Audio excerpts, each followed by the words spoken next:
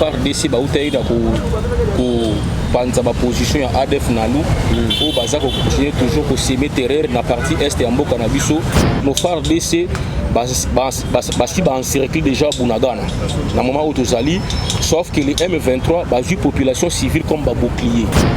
Alors les FARDC ne peuvent pas attaquer subitement parce qu'il y a aussi la perte de vie humaine, il y a la population civile qui est faible. Mais à un moment où tout ça, on a les alliés encerclés par nos FARDC. Et ça qu'on étudie la force de défense, la sécurité, comment les déloger pour éviter ben décès à la population civile qui Bote la bande koto wa misana kulanda magazine yoka baza tout ça sur le terrain awa na mwana mboka président Marseille autorisé décryptage et actualité politique nous a toujours que le contact mboka na biso république démocratique du Congo na kosenga na Isabelle Rose comme nous a toujours na sima caméra pour la caméra comme l'invité na mtalo na kina manque pesa mwana mboka mbote Mbote messieurs les journalistes et Mbote na balandi na biso ba mesana ko la biso na magazine yoka basi les sur les lots pour na koso la mai matali mboka na biso toujours comme d'habitude parce que la passion du Congo nous dévore yango to yeli sur pour na répondre à ba mutuna na yo oyo ko tuna biso par rapport à l'actualité ya mboka na biso. OK mona mboka to koti maman na makamuzeli kana mboka guerre à est to komi wapi. La guerre continue.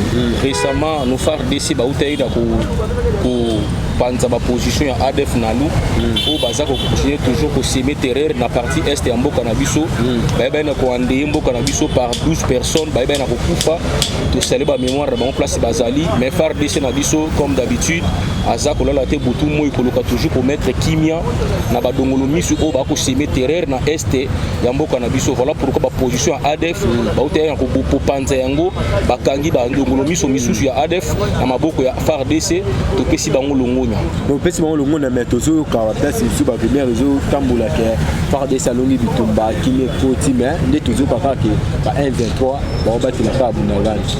Ndeko journaliste faut koye ba d'abord que ça fait maintenant un mois ba dongolomi sur M23 soutenu par le Rwanda baza toujours pour occuper Bunagana aux alliés territoire ya mboka na biso centre commercial d'ailleurs. Alors il faut koye ba na bisa que autrefois nos FARDC basi ba encercler déjà Bunagana na moment où tozali sauf que les M23 ba vu population civile comme ba bouclier. Alors les FARDC ne peuvent pas attaquer subitement parce qu'il y a aussi la perte de vie humaine, il y a la population civile qui est faible. Voilà pourquoi au niveau de la force et la défense na biso ba osala ba stratégie comment ba démanteler ba M23 na ba position na Bunagana. Mais na moment où tout ça ko luba Bunagana les alliés encerclés par nos FARDC. Et ça qu'on étudie la force de défense, la sécurité, comment les déloger pour éviter ben décès à la population civile. Voilà les stratégies au moment où basé ko sala yango wana. Déjà ko sala yango wana mona mboka tomoni président de la République Fatou Beton atindaki délégation ba ke lokuta na Museveni. On a dit ça qu'il y a une solution, il y a est des alliés diplomatiques, des alliés militaires. Sur le plan diplomatique, le président Lalite Azo continue toujours pour l'accès en face du monde. En face, il y a des organisations internationales comme régionales, implication à Rwanda.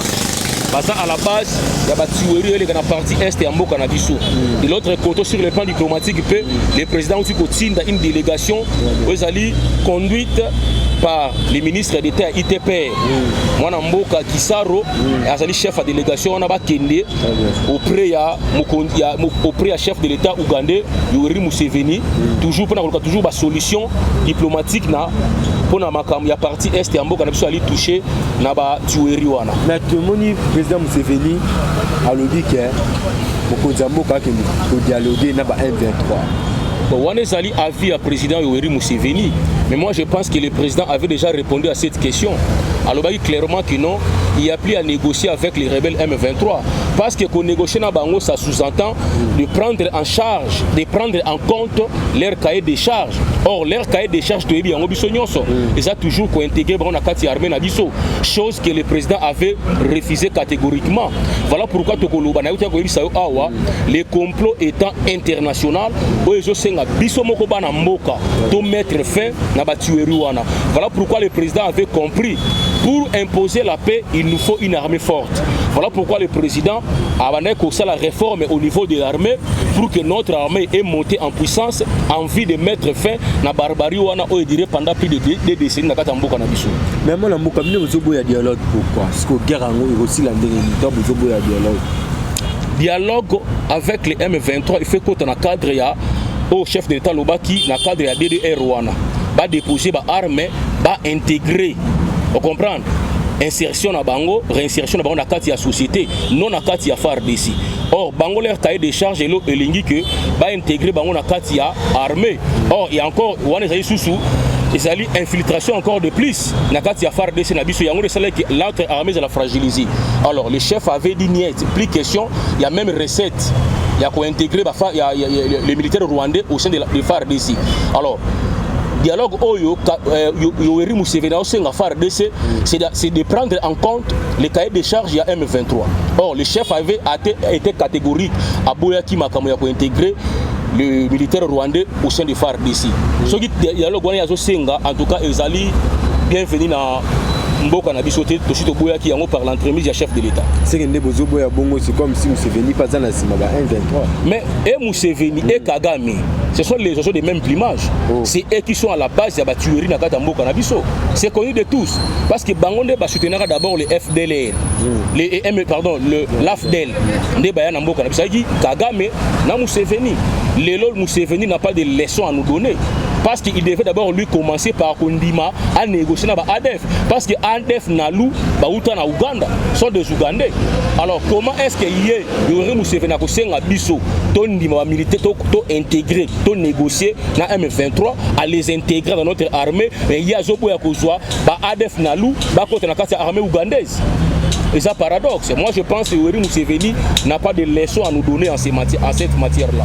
Donc je pense que négocier avec les M23 pour nous, ça sous-attend qu'au côté de la militaire rwandaise, la armée congolaise, chose que le président avait déjà refusé catégoriquement, même au niveau de la tribune des Nations Unies, chose que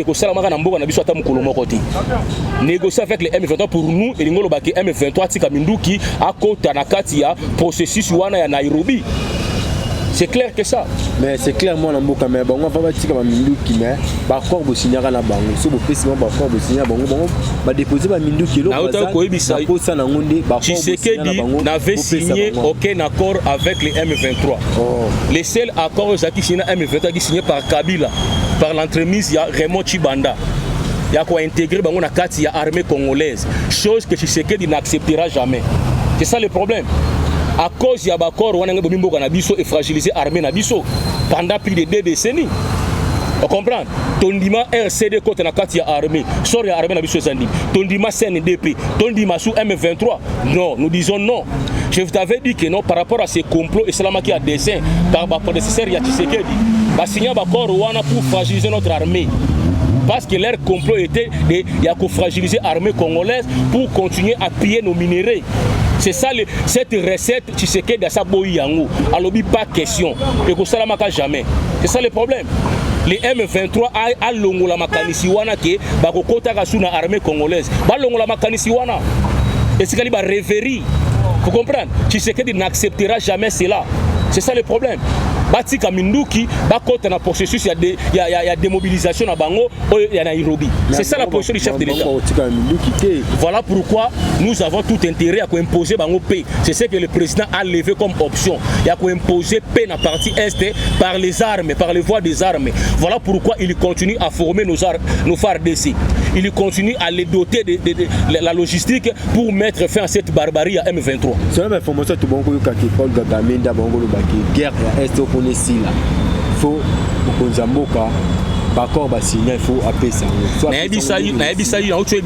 Tshisekedi a accepté aucun accord au Kabila Signaki pour intégrer les M23 au sein de l'armée. Position là, je vous dis oubliez ça. Tshisekedi n'est pas Kabila. Permettez-moi de vous dire Tshisekedi n'est pas Kabila. Si Kabila l'avait si mon cher ami, toi tu es journaliste. Toi tu es journaliste.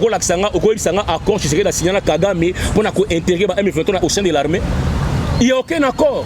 Le seul accord M23 le 23 mars 2009, c'est le seul accord.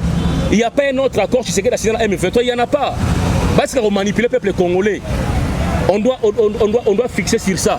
Tshisekedi n'a jamais signé un accord avec les M23, les intégrants au sein de l'armée. Il n'y en a pas. Bon, tu connais les politiciens verrés.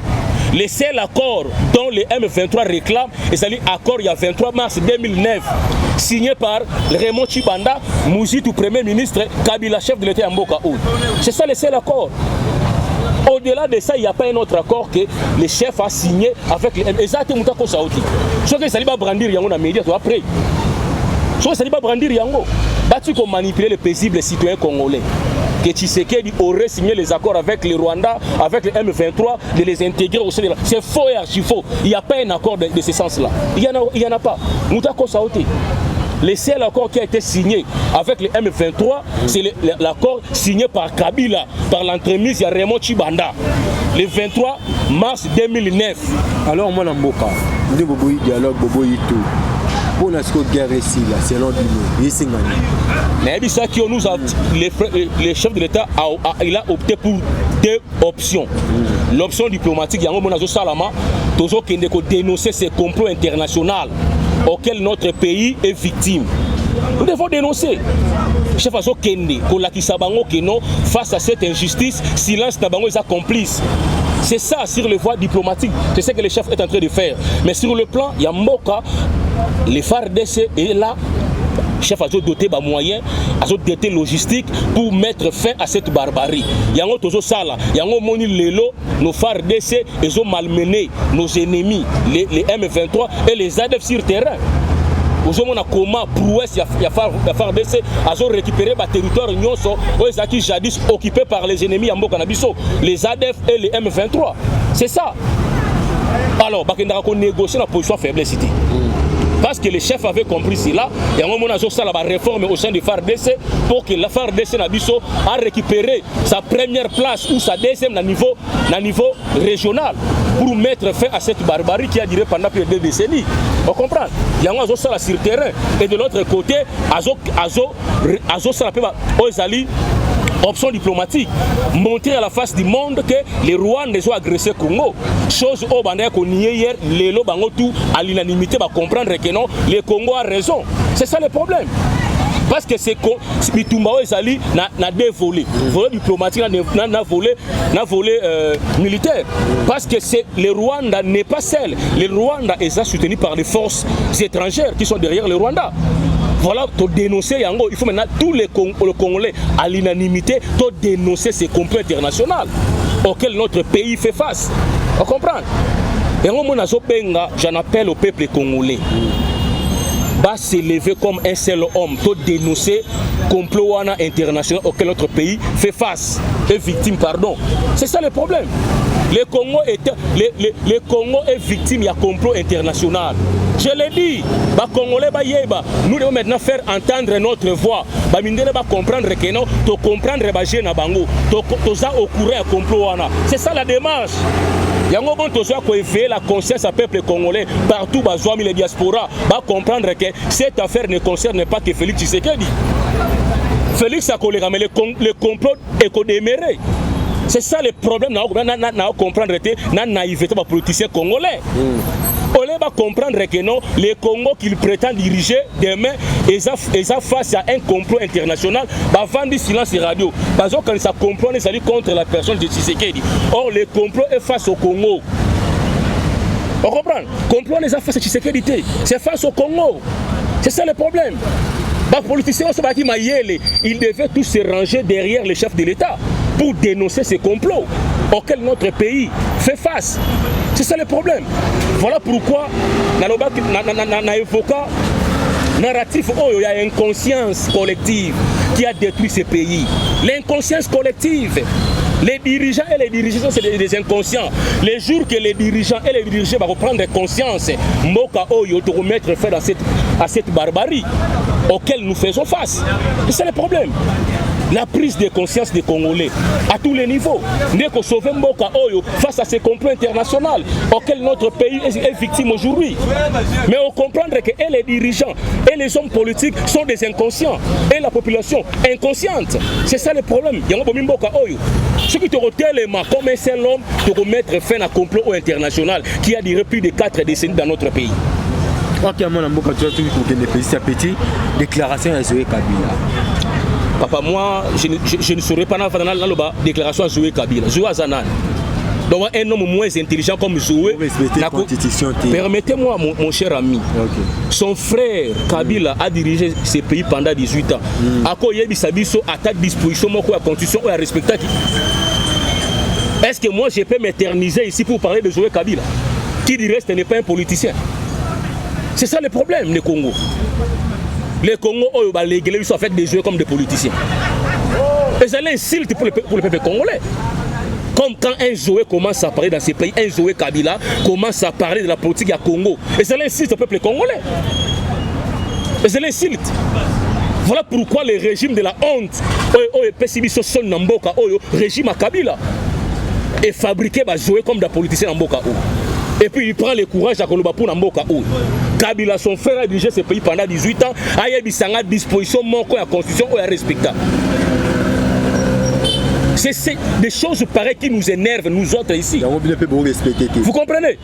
Est-ce que Zoé, comme ma constitution en Boka, Zoé Kabila, son frère qui a détruit ce pays pendant 18 ans, a respecté la disposition constitutionnelle en Boka, Kabila. Pendant son 18 ans, il n'y a rien en Boka. Zoé Kabila, il est qui ce Zoé là? Zoé est qui dans ces pays? Zoé, il est qui dans ces pays? Un foutron comme Zoé, il est qui dans ces pays? Papa, moi je pense que ces pays méritent respect. Les Congo méritent respect. On comprend? C'est ça l'insulte dont je fais allusion. L'inconscience à peuple congolais. Il y a qu'on soit ramassé, Moko Boye, va diriger Mboka pendant 18 ans. C'est ça le problème. Vous prenez des ramassis, dirigez ce pays, un grand Congo comme ça. Et ça l'insulte. Oh, tu ne pardonneras jamais certains Congolais.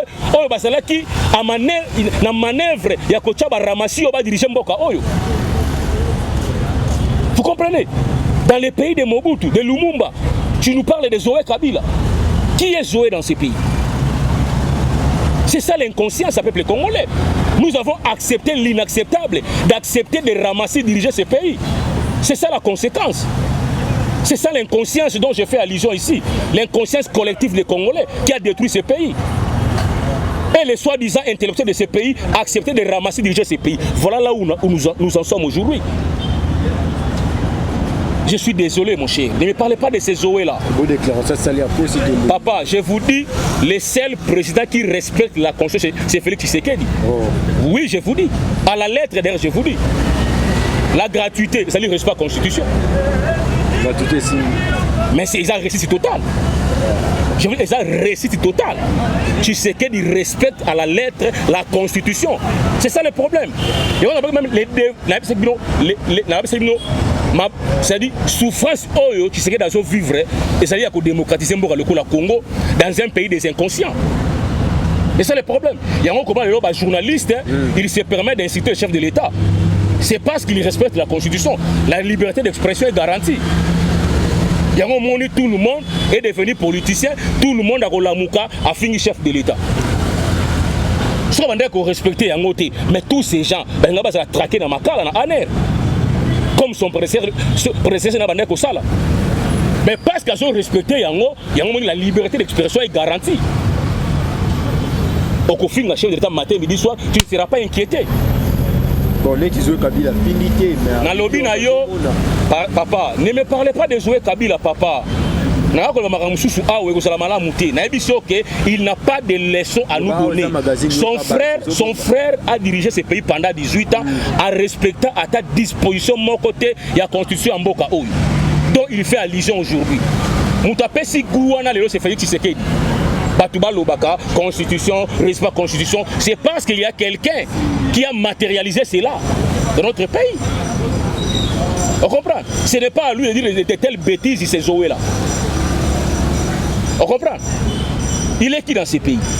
Un gouverneur incompétent sur toutes les lignes. Que ce pays n'a jamais connu ces Zoé-là. Il a dirigé la province Tanganyika. Un incompétent, je dis sur toutes les lignes. Je vous dis, c'est un incompétent sur toutes les lignes. C'est ces fameux Zoé-là que vous voulez me citer. On comprend? Nous devons respecter ces pays. Nous devons respecter ces pays. Dans un pays normal, est-ce que Zoé peut être gouverneur dans un pays normal? Trouve la vérité en face. Dans un pays normal, c'est Zoé là peut être gouverneur dans un pays normal. Voilà pourquoi Basseka Kabiso na Congo. Basseka Kabiso na Congo. Accepter des gens pareils, nous diriger. Des ramassis comme ça, nous diriger. Papa, parlons d'autre chose s'il te plaît. Ok, moi, on a une déclaration, il y a Monisco. D'abord, je suis déçu avec la fameuse Monisco là. Ok? Je me dis d'abord, quelle est la mission de la Monisco dans notre pays pendant plus de 20 ans? Quelle est sa mission? Les peuples meurent. Les Congolais meurent tous les jours dans la partie Est. Place basée Belé, la Monisco. Qu'est-ce qu'ils font? Voilà des complices, Bango. La Monisco là. Bon, on va mettre Bango dehors. Nous allons mobiliser la population congolaise. Ce n'est pas normal.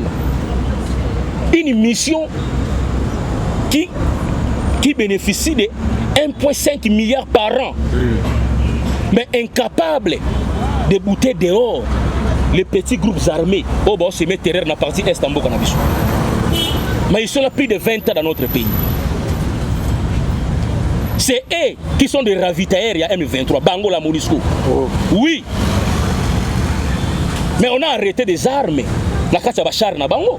La partie Est en Bokanabiso. Vous voyez bien côté? Je ne vois pas la présence de la Monisco dans notre pays. Pour moi, bakanga bisaka bakenda na Angola babengana bango. Okwe bisanga na mboka nini Monisco? O mission à Nations Unies Tchakimi na mboka nini? Yo yebi. So bango baye na mboka wana bo s'attendre que guerre na mboka ane ko silaka jamais. L'Angola avait compris cela babengana bango na Angola. Tant que tu bengana Monisco oyote, cette partie Est et qu'on connaît toujours un problème na Est wana. Parce que Bango la Monisco bazana pour que guerre perdure. Parce que ceux qui guerre sili, leur mission est sili na Congo. Remarquez une chose, à chaque fois comme en termes de mission na Bango, guerre comme Ramakasi na partie Est Mboka na biso. C'est ça une évidence, c'est ça la vérité. À chaque fois comme à la fin de leur mandat au Congo, au moins la guerre comme Makasi na partie Est. Basala rango encore. Pour que bon renouveler encore leur mission, leur mandat. C'est ça la vérité. Biso peuple to bengana Monisco, biso peuple to bengana la Monisco là. Sont des complices, ils sont à la base. Il y a des tueries dans la partie Est. Je vous dis oui. Je vous dis oui.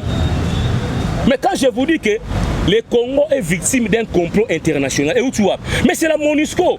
Il y a la liste sur la bango na katamboka na biso. Biso peuple to bengana bango, ce n'est pas au chef de l'État, biso peuple.